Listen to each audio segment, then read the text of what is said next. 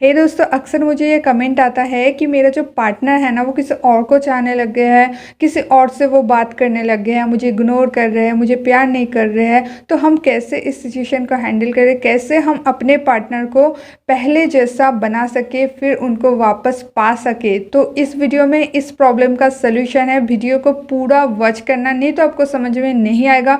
तो मैं clearly explain कर दिया हूँ कि कैसे अगर आपके पार्टनर किसी और को चाहने लग गए हैं और इसी वजह से आपको इग्नोर कर रहे हैं, तो कैसे आप पहले जैसा पार्टनर उनको पा सकते हो, कैसे आप उनके लाइफ में फिर से प्रायोरिटी बन सकते हो, ताकि वो तीसरा जो भी आप दोनों के लाइफ में आए हैं उनको छोड़ के वो बस आपको ही प्यार दे।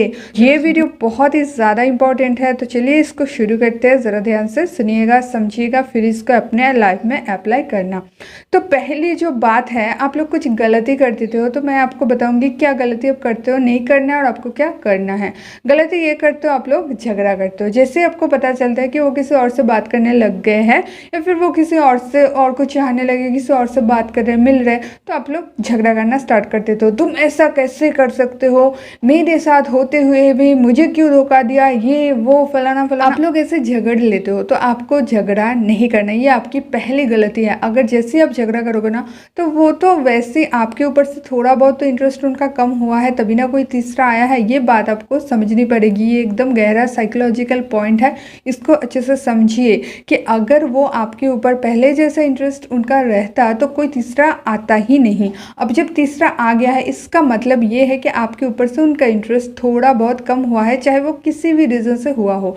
अब अगर आप झगड़ा करोगे तो वो रीज़न ज़्यादा स्ट्रांग हो जाएगा और वो आपसे और भी नफरत करने लगेंगे, आपको और भी ज़्यादा इग्नोर करेंगे और आपके साथ ब्रेकअप भी कर देंगे। तो आपको जो पहले गलती है ना, झगड़ा कर ले तो आप लोग, ये आपको नहीं करनी है। दूसरी जो बात है, आप लोग गुस्सा कर, सब कपल झगड़ा नहीं करते हैं, कोई कोई झगड़ा करते हैं, कोई कोई गुस्सा दिखाता है। मतलब फ़ोन करे तो कट कर देता है, मैसेज करे तो रिप्लाई नहीं देता है, जब भी बात करता है गुस्से में करता है, ठीक है। तो आपस में झगड़ते नहीं हैं वो लोग, लेकिन बहुत ज़्यादा नफरत दिखाते हैं, गुस्सा दिखाते हैं। तो ये भी आपकी दूसरी बड़ी गलती है, ये भी आपको नहीं करना है।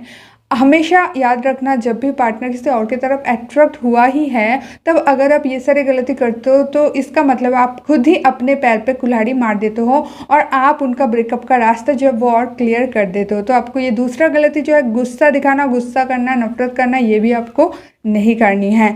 अब आपको करना क्या है, फिर आप पूछोगे तो मैडम हम जब जान चुके हैं कि हमारे पार्टनर किसी और को चाहने लगे हैं, तो इतनी बड़ी बात सुन के हम फिर गुस्सा ना करें, झगड़ा ना करें, तो करें तो क्या करें। अब बता रही हूँ कि आपको करना आखिर क्या है।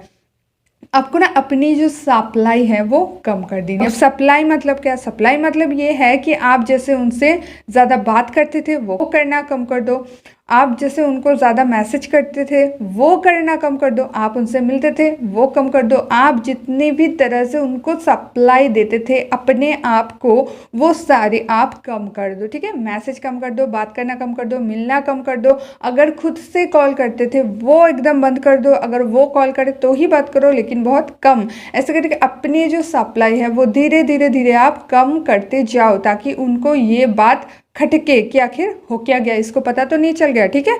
ये है पहली स्टेप। अब दूसरी स्टेप आते हैं, उनको जो आप ज़्यादा भाव देते थे ना, ज़्यादा प्रायोरिटी देते थे कि तुम ही मेरा सब कुछ हो, ये सारी चीज़ भी आप कम कर दो। जैसे ही आपकी सप्लाई कम होगी और जितनी टाइम आप बात करोगे उसमें उनको प्रायोरिटी देने जैसी कोई भी बात आप मत बोलो। ना तो आपको गुस्सा करना है, ना तो आपको भाव देना है, ना तो आपको प्यार जताना है। ये बहुत एक इंटरेस्टिंग सिचुएशन है, बहुत एक कॉम्प्लिकेटेड सिचुएशन है। ये आपको अच्छे से समझ के फिर ही अप्लाई करनी होगी। आपको ना तो गुस्सा दिखानी है, ना झगड़ा करनी है, ना तो बहुत प्यार दिखानी है, ना तो आपको रोना गिड़गिड़ाना है। कोई कोई ये गलती भी कर देते हैं ना, उनके हाथ पैर पकड़ लेते हैं कि ऐसा तुम कैसे कर रहे हो, प्लीज़ मुझे छोड़ के मत जाओ, तुम चले जाओगे तो मैं मर जाऊंगी या फिर मैं मर जाऊंगा, ठीक है। ये लड़का लड़की दोनों के लिए समान उपयोगी है। तो आप लोग जो ये गलती भी करते हो ना कि रोते गिड़गिड़ाते हो, ये भी आपको नहीं करनी है। तो आपको करना क्या है, एकदम न्यूट्रल पोजीशन पे रहना है और एकदम ऐसे बिहेव करना है जैसे कुछ हुआ ही नहीं है, जैसे आपका खुद का इंटरेस्ट उसके ऊपर से कम हो रहा है, ठीक है। लोग देखिए इग्नोर करने में माहिर होते हैं, लेकिन किसी को भी इग्नोरेंस पसंद नहीं होता। ये बात मैं फिर से रिपीट करती हूँ, लोग इग्नोर करना पसंद करते हैं, लेकिन किसी को भी खुद इग्नोर होना, खुद का इग्नोरेंस पसंद नहीं होता है। जैसे वो आपको इग्नोर कर रहा है तो उसको मज़ा आ रहा है, लेकिन जैसे ही आप झगड़ा करें, बिना रोते गिड़गिड़ाते हुए, बिना आप ज़्यादा प्यार देखे आप इग्नोर करोगे, तब ये बात उसको हजम नहीं होगी, ठीक है। और वो ऑब्वियसली आपको पूछेगी कि आपको हो क्या गया है, क्यों आप इस तरह से उनके साथ बिहेवियर कर रहे हो। तब आपको जो बोलना है, अब मैं आपको बता रही हूँ, आपको यही बात बोलना है। अगर आप अच्छे तरह से ये बात बोलने में सक्षम हो गए, जो भी मैं पॉइंट बताई ये सब करने में सक्षम हो गए, तो 100% आप लिख लो, आपकी पार्टनर जो है वो उनको छोड़ के, मतलब जो भी तीसरा पर्सन आपके लाइफ में आया है उसको छोड़ के वो आपको ही प्यार करेंगे, आपके पास वापस आ जाएंगे। तो ये आपको बोलना है। अब क्या बोलना है, अच्छे से सुन लीजिए। आपको ये बोलना है कि मुझे तुम छोड़ दो, और जिसके साथ तुम्हें अच्छा लग रहा है, जिसके साथ तुम सुखी हो, तुम खुश हो, उसके साथ ही तुम रहो जाके, ठीक है। और ये बात आपको एकदम कूल माइंड में बोलना है। मैं समझ सकती हूँ कि ये बात आप लोग कूल माइंड में नहीं बोल पाओगे, क्योंकि उस टाइम आपकी जो सिचुएशन होती है वो बहुत ही ख़राब होती है। आप लोग बिल्कुल टूटे हुए होते हो, आप लोग दुखी होते हो, जलन होता है, गुस्सा होता है, लेकिन सब कुछ आपको कंट्रोल करके एकदम नॉर्मली, आप एकदम कूल दिमाग में, एकदम कूल मिजाज में आपको ये स्माइल के साथ बोलना है। और एक यहाँ इंपॉर्टेंट पॉइंट, आपको ये स्माइल के साथ बोलना है। जैसे ही आप ये बात बोलोगे, अब देखो क्या होता है, इंटरेस्टिंग पॉइंट ये है, जैसे आप ये बात बोलोगे ना कि मुझे छोड़ दो, तुम जाके उसके साथ रहो, तब क्या होगा, वो आपको कभी छोड़ नहीं पाएगा। अब आप पूछो कि क्यों नहीं छोड़ पाएगा, क्योंकि दोस्तों हमेशा ऐसा ही होता है, किसी भी इंसान की साइकोलॉजी ऐसे ही काम करता है, ठीक है।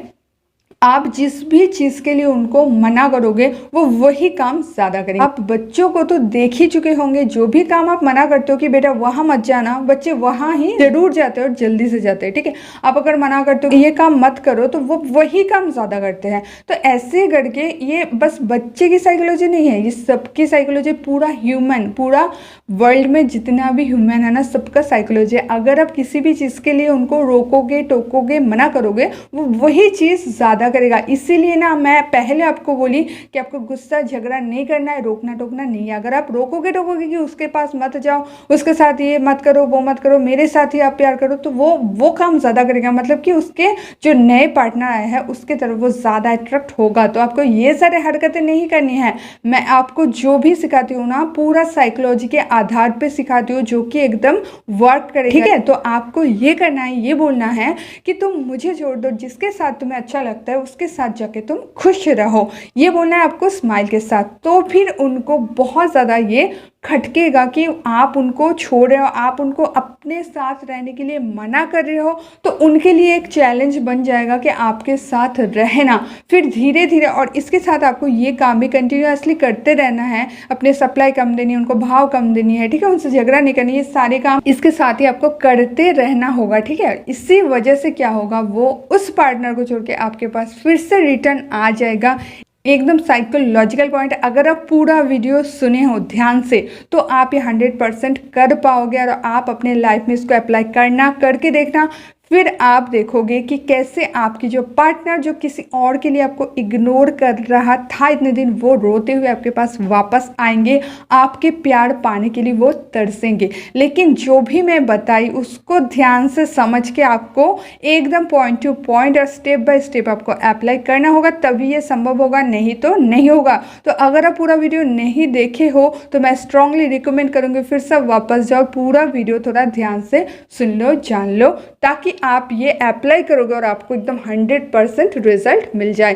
तो दोस्तों आज के लिए इतना ही। वीडियो को जितना हो सके शेयर ज़रूर करना, ताकि सबको ये प्रॉब्लम से राहत मिल सके, मुक्ति मिल सके। ऐसे वीडियोस रेगुलरली अपलोड होता रहता है, तो श्रीपर्णा नर्सरी चैनल को सब्सक्राइब करके बेल आइकन दबा के ऑल बेल ऑप्शन ज़रूर प्रेस कर लेना। तो दोस्तों मिलता है नेक्स्ट वीडियो में, तब तक के लिए बाय।